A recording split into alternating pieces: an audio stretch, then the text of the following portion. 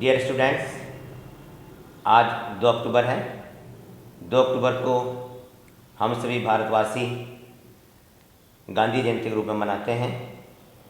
आज के दिन के महत्व को एक्सप्लेन करने के लिए जनता इंटर कॉलेज अमरोहा के सीनियर टीचर श्री सूरज सिंह एवं सुरेंद्र कुमार जी मेरे इस चैनल पर आए हैं। मैं आप दोनों लोग का बहुत बहुत स्वागत करता हूं। Thank you. आपसे निवेदन है कि मेरे इस चैनल के सभी विद्यार्थियों को आज के दिन के बारे में संक्षिप्त में बताइए। श्री सूरज सिंह, पहले आप बताइए। जी, बहुत शुक्रिया। देखिए, जैसा कि हम सभी जानते हैं कि आज 2 अक्टूबर है और आज हमारे देश के राष्ट्रपिता महात्मा गांधी और देश के दूसरे प्रधानमंत्री श्री लाल बहादुर शास्त्री जी का जन्म दिवस है और उनका जन्म दिवस आज पूरे देश में बहुत धूमधाम से मनाया जा रहा है। विद्यालयों, शिक्षा संस्थाओं, अन्य जो भी स्थान हैं उन पर बहुत हर्षोल्लास के साथ मनाया जा रहा है। इस संबंध में आज के दिन का जो विशेष महत्व है, दोनों महापुरुषों का अपने अपने क्षेत्र में बहुत बड़ा योगदान रहा है। आज के अवसर पर दोनों महानुभावों के व्यक्तित्व, कृतित्व पर हम प्रकाश डालेंगे और साथ ही साथ इन दोनों महापुरुषों के जीवन में घटी कुछ ऐसे प्रेरणादायी प्रसंगों की बात करेंगे जो हमें सदैव ही एक प्रेरणा देते रहेंगे। उनके जीवन के बहुत सारे अनछुए पहलू ऐसे हैं जो कि जन सामान्य में जिनकी जानकारी का अभाव है। उन्हीं प्रसंगों में से कुछ प्रसंग हैं, रोचक प्रसंग हैं, उनके बारे में आज हम बात करते हैं, आपको अवगत कराते हैं। ऐसा ही एक वाकया तब सामने आता है, महात्मा गांधी जी अपनी पढ़ाई पूरी करने के बाद ब्रिटेन जाते हैं सन 1888 में। बैरिस्ट्री की पढ़ाई करने के बाद स्वदेश लौटते हैं। यहाँ उन्होंने अपनी वकालत शुरू कर दी थी, लेकिन उसी दौरान उनको एक गुजराती फर्म का विधिक परामर्शदाता बनकर दक्षिण अफ्रीका में जाना होता है। वहाँ उनके उस फर्म के मुकदमे चल रहे होते हैं और उन मुकदमों में पैरवी करने के लिए गांधी जी को नियुक्त किया जाता है और इस सिलसिले में गांधी जी दक्षिण अफ्रीका पहुँचते हैं। वहाँ पहुँचने के बाद वो अपने कार्य को अंजाम देने के दौरान एक ऐसी घटना से रूबरू होते हैं कि उस घटना ने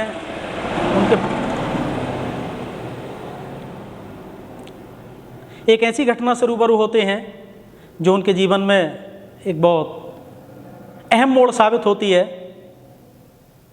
सभी जानते हैं कि वो घटना रेलगाड़ी के पहले दर्जे में यात्रा करने के दौरान उनके साथ भेदभाव के रूप में घटित हुई थी और वो महज केवल एक रंग के आधार पर उनके साथ विभेद हुआ। इसके बारे में विस्तार से सभी लोग जानते हैं, लेकिन इस घटना के परिणाम स्वरूप उन्होंने वहाँ अपना सत्याग्रह शुरू किया उस भेदभाव की नीति के विरुद्ध और वहाँ अपना कार्य सफलतापूर्वक करने के बाद वो 9 जनवरी 1915 को भारत लौटते हैं। भारत में भी इसी प्रकार की स्थिति थी और यहाँ आने से पहले उन्होंने अपने राजनीतिक गुरु गोपाल कृष्ण गोखले को बना लिया था। उन्हीं के परामर्श के अनुसार यहाँ के स्वतंत्रता आंदोलन में भाग लेने से पहले उन्होंने पूरे देश का भ्रमण किया। उत्तर से दक्षिण, पूर्व से पश्चिम, सभी क्षेत्रों का भ्रमण करने के बाद, पूरे भारत को जानने के बाद एक ऐसा अवसर आया जो भारत में उनका सार्वजनिक रूप से पहला भाषण था। इसको विशेष रूप से यहाँ प्रस्तुत किया जा रहा है कि वो भाषण के लिए जब इस देश में उन्हें बहुत ज़्यादा लोग जानते भी नहीं थे, कुछ चुनिंदा लोग ही उनके बारे में जानकारी रखते थे और वो भाषण था बनारस हिंदू विश्वविद्यालय की बुनियाद रखने का कार्यक्रम। ये कार्यक्रम आयोजित हुआ था फरवरी 1916 में। इसके लिए गांधी जी को भी निमंत्रण दिया गया और गांधी जी इस निमंत्रण पर 1 फरवरी 1916 को बनारस पहुंच गए। कार्यक्रम का आयोजन होना था 4 फरवरी से 6 फरवरी के बीच में, लेकिन गांधी जी पहले ही पहुंच गए। पहले जाने के बाद उन्होंने बनारस को देखा, वहाँ की गलियों में घूमे और वहाँ के प्रसिद्ध काशी विश्वनाथ मंदिर में दर्शन करने गए। वहाँ के जो अनुभव रहे मंदिर और मंदिर जाने के दौरान, वो काफ़ी कड़वे थे और उस कड़वे अनुभवों को उन्होंने अपने पहले भाषण में सार्वजनिक रूप से रखा। 4 तारीख को जो कार्यक्रम का आयोजन हुआ, उसके मुख्य अतिथि थे तत्कालीन गवर्नर जनरल लॉर्ड हॉर्डिंग। उस कार्यक्रम के संरक्षक आसपास के कई रियासतों के महाराजा थे, जिनमें दरभंगा रियासत के महाराज, कपूरथला रियासत के महाराज और भरतपुर रियासत के महाराज थे। उन सभी को बुलाया गया। कारण था कि उसके लिए धन की व्यवस्था इन्हीं राजे महाराजाओं के माध्यम से हो रही थी। 4 तारीख में शुरुआत हुई, गवर्नर जनरल का भाषण हुआ, उसके बाद बाकी अन्य कार्यक्रम हुए, सांस्कृतिक कार्यक्रम हुए और इस कार्यक्रम की रूपरेखा सरोजनी नायडू द्वारा प्रस्तुत की जा रही थी। उनके ही नेतृत्व में और उन्हीं के निर्देशन में ये कार्यक्रम आयोजित हुआ, क्योंकि वो भी बनारस हिंदू विश्वविद्यालय के बुनियाद में एक बहुत अहम शख्सियत थी। हालांकि मदन मोहन मालवीय को जिम्मा दिया गया था कि वो इसके लिए धन एकत्रित करें और उसी सिलसिले में जो जितनी भी राजा महाराजा रियासत थी, उनके साथ साथ ब्रिटिश हुकूमत का भी सहयोग लिया गया। 4 तारीख में गवर्नर जनरल का भाषण हुआ, शुरुआती भाषण। उसके बाद गवर्नर जनरल वहाँ से चले गए, बाकी अन्य का भाषण हुआ। 6 तारीख में और अन्य महानुभावों का भी वक्तव्य वहाँ हुआ और सबसे अंत में एक ऐसी व्यक्ति का भाषण हुआ जिसको वहाँ कोई बहुत पहचानता नहीं था। नाम था मोहनदास करमचंद गांधी। जब गांधी जी के बोलने की बारी आई तो उन्होंने सबसे पहली बात जो कही, उससे वहाँ हंगामा मच गया और कई बार उनका भाषण रोकने की नौबत भी आई और ये किसी भी वक्ता के लिए बहुत अच्छा नहीं होता कि उनका भाषण बीच में रोका जाए। गांधी जी ने सबसे पहले कटाक्ष किया जो उनका अनुभव काशी विश्वनाथ मंदिर की गंदगी और वहाँ की गलियों में इस प्रकार की गंदगी थी, उसकी ओर इंगित करते हुए उन्होंने जो तथाकथित धर्म के रक्षक और हिंदू संप्रदाय मंदिर की देखरेख करने वाली समिति के लिए वहाँ से फटकार लगाई कि इस प्रकार जो गंदगी का माहौल मंदिर में है, वहाँ की गलियों में है, अगर ऐसा ही है तो फिर स्वराज्य का कोई तात्पर्य नहीं है। ये बात हालांकि उससे संबंधित लोगों को बहुत बुरी लगी। बाद में उसकी प्रतिक्रिया आई। अगली जो बात कही गांधी जी ने, वो ब्रिटिश हुकूमत के ऊपर उनका कटाक्ष था। ये इस रूप में भी बहुत आश्चर्यचकित करने वाली बात थी कि तब तक गांधी जी का बहुत बड़ा कद हिंदुस्तान में नहीं था। उनके द्वारा ब्रिटिश हुकूमत और विशेष रूप से गवर्नर जनरल के प्रति टिप्पणी की गई कि एक इतनी बड़ी ब्रिटिश हुकूमत का भारत का सबसे बड़ा प्रतिनिधि गवर्नर जनरल, उसकी सुरक्षा में इतने बड़े तामझाम लगाए जाएं तो लगता है कि पूरी हुकूमत ही डरी हुई है और किसी भी राजा के लिए इतना डरावना और इतना असुरक्षा का माहौल। उन्होंने कहा कि इतनी असुरक्षा का माहौल ये ब्रिटिश हुकूमत को डराने का और उनको अपने प्रति आशंकित होने का पर्याप्त कारण है। ये बात वहाँ बैठे हुए लोगों को अच्छी नहीं लगी। और अगली बात जो उन्होंने कही वो ये, उन्होंने देखा कि जो राजा महाराजा वहाँ आए हैं वो बहुत चमकीले वस्त्र पहने हुए हैं, हीरे जवाहरात सर से पांव तक लदे हुए हैं। वो उनको लगा कि एक ऐसे गरीब देश में ऐसे ही राजे महाराजे जब इतना अपने आप को पूरे हीरा जवाहरात में लाद के आएंगे, वो उनको अच्छा नहीं लगा कि ये स्वराज्य मिलने के लिए अच्छे संकेत नहीं है। उन पर टिप्पणी की और वो टिप्पणी वहाँ बैठे हुए राजा महाराजाओं को इतनी बुरी लगी कि वहाँ से एक रियासत के राजा महाराजा गुस्से में उठ के चले गए, ये कहते हुए कि मेरे तो सर में दर्द होने लगा है, ये पागल व्यक्ति है। और जब ये बात कह रहे थे तो बनारस के कमिश्नर ने खुद वहाँ से ये बात कही, बोले हाँ ये पागल है, हम लोगों का यहाँ कोई काम नहीं है। ये जब नाराज़गी देखी तो सरोजिनी नायडू ने गांधी जी को रोकने का प्रयास किया, लेकिन गांधी जी लगातार बोलते जा रहे। सामने लगभग 6000 लोगों की भीड़ थी, वहाँ से लगातार ये आवाज़ आ रही कि गांधी जी अपनी बात जारी रखिए, जारी रखिए। और इस तरह से उन्होंने क्रांतिकारियों के ऊपर भी एक बात कही कि ये जो क्रांतिकारी हैं छुप के वार करते हैं अंग्रेजी हुकूमत के ऊपर है, इनको अगर करना है तो ये सामने से आकर करें, अन्यथा तो इस प्रकार के हमले ना करें। ये सब बातें हुई, इससे वहाँ का वातावरण बहुत ज़्यादा असहज हो गया और गांधी जी के को ज़बरदस्ती रोका गया और रोककर तब जल्दी से जो बिहार में दरभंगा की रियासत के महाराजा थे, उन्होंने दरभंगा के महाराजा ने वहाँ कार्यक्रम समाप्ति की घोषणा की और इस प्रकार वो उनका पूरा भाषण एक अखबार में, जो कि लीडर अखबार के एक संवाददाता ने रिकॉर्ड किया था, वो फिर ब्रिटिश हुकूमत को गया। CBCID की जांच हुई और गांधी जी के बारे में वहाँ से फिर कुछ देशद्रोह जैसी भावनाएं भी आगे आई कि देशद्रोह का मुकदमा इन पर चलाया जाए। उसकी स्क्रूटनी हुई और ब्रिटिश हुकूमत के अधिकारियों ने उस पर संज्ञान लिया, लेकिन बाद में ही वहाँ जो उस कार्यक्रम के आयोजक थे उनके द्वारा उसका खंडन किया गया और उसको बताया गया कि ये गांधी जी द्वारा भावावेश में दिया गया भाषण है। और तब उस भाषण के बिना पर उस प्रारंभिक दौर में अंग्रेजी हुकूमत ने भी उनके ऊपर कोई कार्रवाई करना मुनासिब नहीं समझा। ये जो वक्तव्य गांधी जी द्वारा दिया गया ये काफ़ी विवादित रहा और बाद में यहाँ से ये पता लगता है कि गांधी जी ने बेटूक दो टूक अपनी बात को उस मंच से कहा। इससे ये प्रेरणा मिलती है कि किसी भी स्थिति में जो सही बात है वो कितने ही बड़े प्रतिष्ठान या शासन हो, वहाँ अपनी बात को रखा जाना चाहिए बिना किसी हिचक के। और यही एक ऐसा हौसला था, इस हौसले के कारण से गांधी जी ने फिर इस देश में उस आज़ादी के आंदोलन को उसी पूरी मजबूती और पुरजोर तरीके से चलाया और उसका परिणाम देश की आज़ादी के रूप में हम लोगों के सामने आया। जी देखिए, इसी तरह का एक प्रकरण लाल बहादुर शास्त्री जी के साथ भी हुआ, क्योंकि आज हम उनकी भी जयंती मना रहे हैं। तो वो भी एक हमारे देश के बहुत कद्दावर और स्वाभिमानी प्रधानमंत्री थे, एक ऐसी शख्सियत जिनकी ईमानदारी अपने आप में स्वयं प्रमाणित है।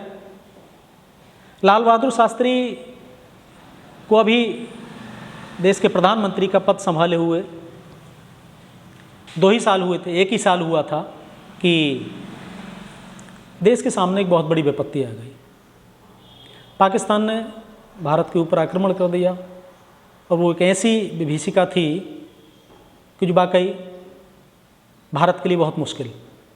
उस दौर में जब भारत अपने आप को खड़ा कर पा रहा था, युद्ध उसके सर पे आ जाए, ये वाकई में एक बहुत गंभीर बात थी। लेकिन इस समस्या का मुकाबला भी लाल बहादुर शास्त्री ने बहुत दृढ़ विश्वास के साथ, दृढ़ निश्चय के साथ किया।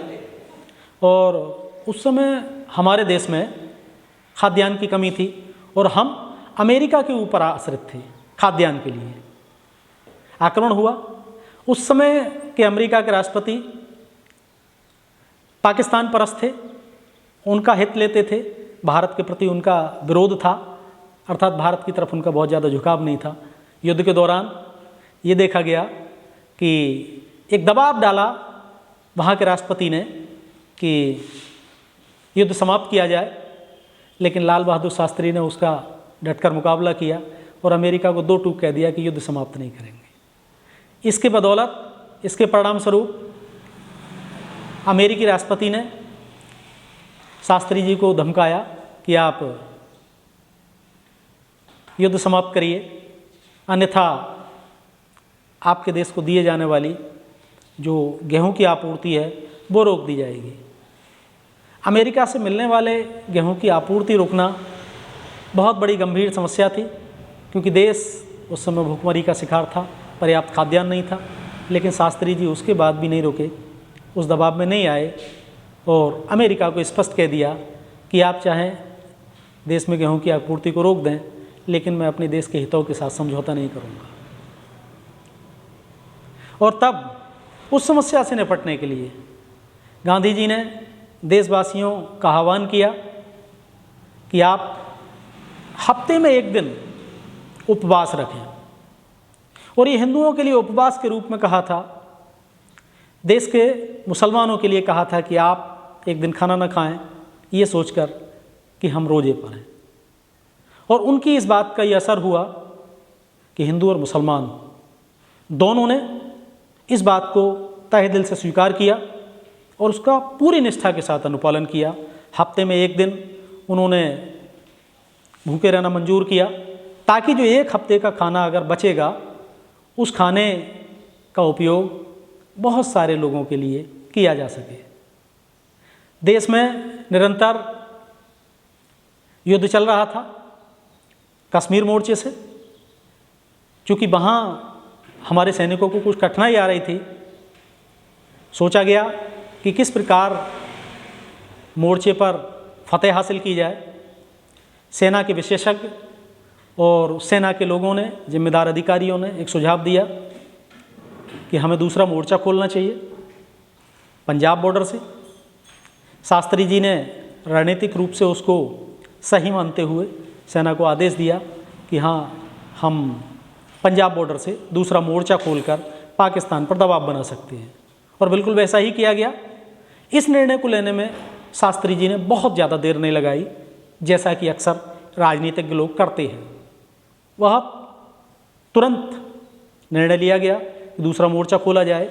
जैसे ही दूसरा मोर्चा सेना के द्वारा पंजाब सीमा से खोला गया, पाकिस्तान के लिए बहुत बड़ी मुसीबतें खड़ी हो गई और पाकिस्तान फिर बैकफुट पर आ गया।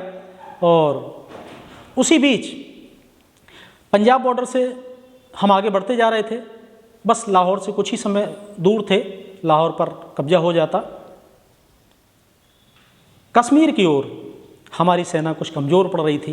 कारण था पाकिस्तान की ओर ऊंची पहाड़ियाँ और हमारे सैनिक नीचे से लड़ रहे थे, वो मुकाबला नहीं कर पा रहे थे। इस बात को लेकर दिल्ली में बैठक होती है रक्षा मामलों के विशेषज्ञों की, सेना के जवानों की, साथ ही साथ वायुसेना के अधिकारियों की। शास्त्री जी को इस चिंता से अवगत कराया गया। शास्त्री जी ने इसका समाधान पूछा और समाधान के रूप में एक सुझाव दिया गया कि साहब हमें वायुसेना का इस्तेमाल कर देना चाहिए। शास्त्री जी ने बिना कोई देर किए तुरंत इस पर हाँ कर दी कि ठीक है, हवाई हमले की अनुमति दी जाती है, लेकिन उन्होंने एक बात यहाँ बड़ी महत्वपूर्ण कही कि हवाई हमला करते समय हम ये ध्यान रखें कि हम जो ऊपर से बमबारी करें वो केवल सैनिक प्रतिष्ठानों पर होना चाहिए। जो आम नागरिक हैं, जो सामान्य जनता है, वो उसमें हताहत ना हो, इस बात का ध्यान रखा जाए।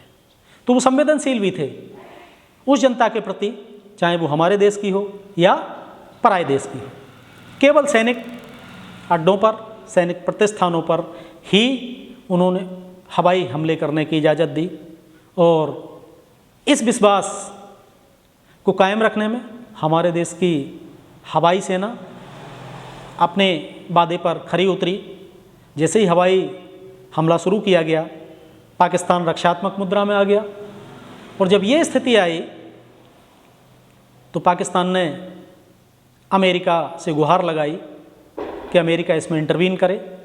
और उसी का परिणाम हुआ कि अमेरिका के राष्ट्रपति ने लाल बहादुर शास्त्री को युद्ध रोकने के लिए कहा। क्योंकि युद्ध ऐसे मोड़ पर था कि अब विजय बहुत करीब थी। ऐसे समय में युद्ध रोकना शास्त्री जी के लिए मुनासिब नहीं था और ये देश की प्रतिष्ठा का सवाल था।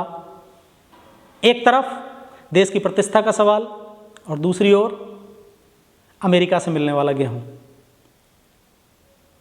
शास्त्री जी ने इनमें से देश की प्रतिष्ठा को चुना, भले से अमेरिका गेहूं ना दे। और उसी के परिणाम स्वरूप शास्त्री जी ने देशवासियों को एक दिन उपवास रखने का संदेश दिया। और वो संदेश तहे दिल से पूरे देश की जनता ने स्वीकार किया और परिणाम स्वरूप देश को फतेह मिली, देश को विजय प्राप्त हुई। और उस विजय का ही परिणाम रहा कि देश का सर दुनिया में बहुत सम्मान के साथ लिया गया, हमारी सेना का गौरव बढ़ा। और सेना का गौरव बढ़ना इसलिए बहुत महत्वपूर्ण बात थी कि अभी 3 साल पहले हमारे देश की सेना चीन से युद्ध हार चुकी थी, सेना का मनोबल गिरा हुआ था। और अगर सेना का मनोबल गिरा हुआ हो तो अगले युद्ध के लिए मानसिक रूप से वो तैयार होने के लिए बहुत असमंजस में होती है। लेकिन शास्त्री जी के दृढ़ हौसले, सेना और रक्षा से जुड़े हुए लोगों के सही सूझबूझ और हमारे देश की सेना और सैनिकों के शौर्यों के परिणाम स्वरूप हम वो जंग जीत पाए। और शास्त्री जी के नेतृत्व में हमारे देश को एक कीर्तिमान स्थापित करने का मौका मिला, सेना का हौसला बढ़ा। ऐसे हमारे देश के प्रधानमंत्री की जयंती आज हम मना रहे हैं। इसी प्रकार के और अनेकों उनके जीवन की सादगी, उनके देश प्रेम, राष्ट्र प्रेम के अनेकों दृष्टांत और किस्से उनके जीवन में भरे पड़े हैं। उनसे हम और हमारे देश की आने वाली पीढ़ियां, हमारे देश के राजनीतिज्ञों को बहुत बड़ी प्रेरणा लेनी चाहिए कि हम देश को आगे बढ़ाने के लिए किस प्रकार दृढ़ निश्चय होकर आगे बढ़ें। आज के समय में, आज के दिन हम जैसे लोगों को, आप जैसे विद्यार्थियों को, जो इस देश के भावी नागरिक हैं, उनको ये दोनों महान शख्सियत अपने कृतित्वों, अपने व्यक्तित्व से सदैव प्रेरणा देते रहेंगे। और उनकी प्रेरणा की बदौलत आप लोग इस देश को बहुत ऊंचाइयों तक ले जाएंगे, ऐसी मेरी उम्मीद है, ऐसी मेरी कामना है और ऐसी अपेक्षा है। सर, आपसे और पूछना चाहूँगा, आज जैसा कि सभी जानते हैं, आज 2 अक्टूबर है, गांधी जयंती पूरा देश मना रहा है। और हमारे देश के प्रधानमंत्री रहे श्री लाल बहादुर शास्त्री, उनकी जयंती मना रहे हैं सभी लोग। आपने बहुत अच्छे से उनके बारे में बताया और उनका क्या योगदान था शास्त्री जी का हमारे देश के लिए, और थोड़ा सा सब बताने की कोशिश करें। देखिए, शास्त्री जी ने हमारे देश के लिए बहुत सारे विकास के कार्य कराए, ऐसे विकास के कार्य कराए कि उन्हीं के शासनकाल में ऐसी योजना की शुरुआत की गई जिसका कटु अनुभव हमने उस देश को युद्ध के दौरान भोगा था। वो अनुभव था देश में खाद्यान्न की समस्या। खाद्यान्न की बहुत ज़्यादा समस्या थी और इस बात को भली भांति उनके द्वारा युद्ध के दौरान महसूस किया गया जब अमेरिका ने खाद्यान्न और गेहूं भारत को देने से मना कर दिया। तब सेना के मोर्चे पर तो देश को विजय प्राप्त हुई, लेकिन अभी एक काम बाकी था, देश को खाद्यान्न के मामले में विजय प्राप्त कराना। इसलिए शास्त्री जी ने कृषि वैज्ञानिकों का आह्वान किया, किसानों का आह्वान किया कि वो इस समस्या से भी निजात दिलाएं कि देश खाद्यान्न के मामले में भी आत्मनिर्भर हो और किसी विदेशी शक्ति के सामने हाथ न फैलाए या उसके सामने मजबूर ना हो। शुरुआत होती है हरित क्रांति की। उसी दौरान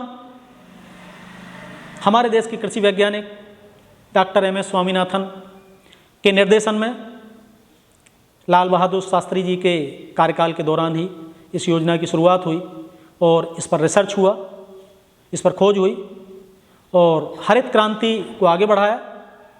मैक्सिको की सहायता से वहाँ के कृषि वैज्ञानिक डॉक्टर वर्गीस कुरियन के प्रयासों से भारत में हरित क्रांति की शुरुआत की गई और उस हरित क्रांति की नीतियों, उन्नतशील प्रजाति के बीजों, सिंचाई की सुविधाओं को बढ़ावा देकर और रासायनिक उर्वरकों के प्रयोग करने की जो सोच शास्त्री जी के दिमाग में थी, उसका ही परिणाम हुआ कि आने वाले समय में हमारे देश में हरित क्रांति सफल हुई और किसानों ने बहुत ज़्यादा अन्न उपजाया और किसानों द्वारा उपजाए गए अन्न के कारण ही हमारा देश खाद्यान्न के मामले में आत्मनिर्भर हुआ।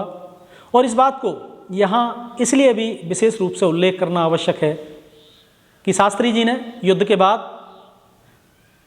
युद्ध जीतने के बाद इलाहाबाद के निकट एक जनसभा में इस बात को दोहराया था कि हमारे देश के जवानों की जय तो हो गई, उन्होंने देश का सर ऊंचा किया, लेकिन अभी किसानों को अपने हिस्से का काम करना बाकी है। और तब वहाँ उन्होंने किसानों का भी आह्वान किया और तभी वो प्रसिद्ध नारा दिया उन्होंने, जय जवान जय किसान।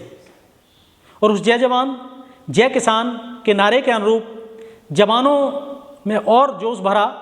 पहले ही वो अपने हिस्से का काम कर चुके थे देश का सर ऊंचा करके, और किसान भी पीछे नहीं रहे।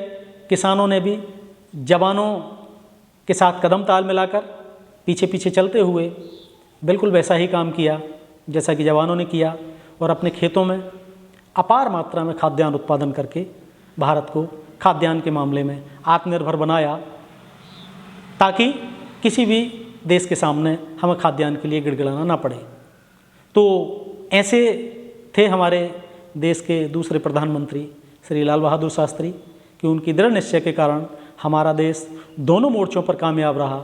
एक बॉर्डर पर सेना के मोर्चे पर, बाह्य सुरक्षा के मोर्चे पर, और दूसरे हमारे देश के खाद्यान्न में आत्मनिर्भरता के मामले में किसानों के मोर्चे पर। और उन्हीं के अथक प्रयासों और सूझबूझ के कारण हम दोनों क्षेत्रों में आज आत्मनिर्भर हैं।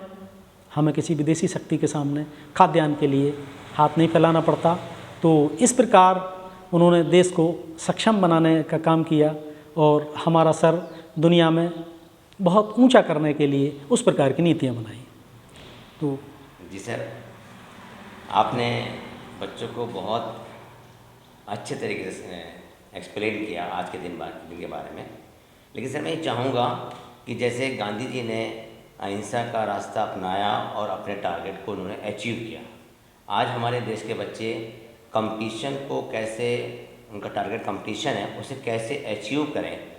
तो 2 मिनट के बारे में जब उसको आप प्रकाश डाल दें जी, बच्चों को अपने टारगेट तक कैसे पहुंचना है, क्या त्याग करें और क्या त्याग ना करें। जी बिल्कुल। जी सर। देखिए, जो छात्र छात्राएँ हैं उनको गांधी जी से बहुत बड़ी प्रेरणा लेनी चाहिए। मैं यह बताना चाहूँगा कि गांधी जी के सामने एक लक्ष्य था देश की आज़ादी का। उस आज़ादी के लिए उन्होंने बहुत बड़ी कुर्बानी दी, अपने लिए कष्ट सहन किए। अगर वो चाहते तो बहुत अच्छा वकालत का पेशा चुनकर और वहाँ से बहुत ऐशो आराम का जीवन व्यतीत कर सकते थे, लेकिन उन्होंने वो ना करके अपने लिए एक कांटों भरा रास्ता चुना। जैसे ही वो भारत आए उन्होंने अपना विदेशी परिधान उतार दिया और एक सामान्य से परिधान में केवल एक लंगोट और सूती कपड़ों में रहे, पूरी तरह से अपने लक्ष्य पर फोकस किया। उनके व्यक्तित्व से, इस प्रकार के आचरण से हम ये सीख सकते हैं कि अगर हमें अपने लक्ष्य को प्राप्त करना है तो हमें भी बिल्कुल उसी तरह केवल अपने लक्ष्य पर फोकस करते हुए, सादा जीवन व्यतीत करते हुए पूरी तरह से उसी के प्रति समर्पित हो जाना है। और जैसे गांधी जी को अपने लक्ष्य में सफलता प्राप्त हुई, भले देर से, आज उसी भांति आज के विद्यार्थी भी गांधी जी के बताए गए रास्ते और सादगी भरे जीवन, दृढ़ निश्चय, अथक प्रयास के परिणाम स्वरूप अपने लक्ष्य को प्राप्त कर सकते हैं। यही एक ऐसा रास्ता है जिसके माध्यम से हम किसी भी अपने अभीष्ट को प्राप्त कर सकते हैं, जो गोल हमने चुना है उसको प्राप्त कर सकते हैं। और इसके लिए दोनों महानुभाव जो हमारे देश के महापुरुष हैं, जिनकी आज जन्म जयंती है, गांधी जी और शास्त्री जी, दोनों के जीवन से हम प्रेरणा लेकर अपने आप को अपने द्वारा निर्धारित किए गए लक्ष्य को प्राप्त करने के लिए अपने क्षेत्र में स्थापित कर सकते हैं। बस ज़रूरत हमें अपने लिए उसी प्रकार का त्याग करने की आवश्यकता है जैसा कि गांधी जी और शास्त्री जी ने किया। अगर हम ऐसा करते हैं तो निश्चित रूप से सफलता हमसे बहुत दूर नहीं है, क्योंकि सफल होने के लिए हमें त्याग करना पड़ेगा। सफलता त्याग मांगती है, बलिदान मांगती है, और दृढ़ निश्चयी होकर धैर्य के साथ हम अगर अपनी पढ़ाई करते हैं, अपनी तैयारी करते हैं, तो मैं बहुत विश्वास के साथ कह सकता हूँ कि निश्चित रूप से सफलता आपके पास होगी। जी, थैंक यू सर। शुक्रिया। आपने मेरे बच्चों को काफ़ी आज ज्ञानवर्धक बातें बताई, इसका आपका बहुत बहुत शुक्रिया। पॉज कर दीजिए। Thank you sir. Dear students, मैं सूरज सर का बहुत बहुत धन्यवाद अदा करता हूँ, और बच्चों आपकी तरफ से भी मैं धन्यवाद अदा करता हूँ।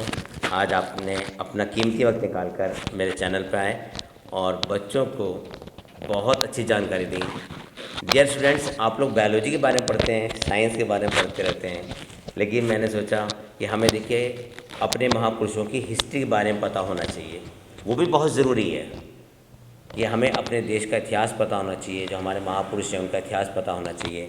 इसलिए आज मैंने जनता इंटर कॉलेज के सूरज सर को ज़हमत दी थी, और वो मेरे स्टूडियो में आए और उन्होंने आपको बहुत अच्छी अच्छी बातें बताई, और उन्होंने लास्ट में ये भी कहा, बेटे कि अगर आपको अपने टारगेट पे पहुंचना है तो आपको सब चीज़ें त्याग देनी है, सिर्फ टारगेट ही आपकी मंजिल लेनी चाहिए, और आप 100% अपने टारगेट को अचीव करेंगे। तो डियर स्टूडेंट्स, मुझे पता है आपका टारगेट क्या है। आपका टारगेट है मेडिकल या इंजीनियरिंग में जाने का, तो आप ज़रूर पहुंचेंगे। Thank you, wish you all the best.